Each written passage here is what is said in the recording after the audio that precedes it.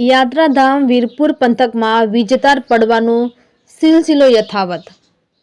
યાત્રાધામમાં સતત ત્રીજી વખત ચાલુ વીજ વાયર પડવાનો બનાવ સામે આવ્યો। વીરપુરમાં ડેમ વિસ્તારમાં સીમમાં પ્રેમગઢ ફીડરની 11 kV એલટી નીચે પડી।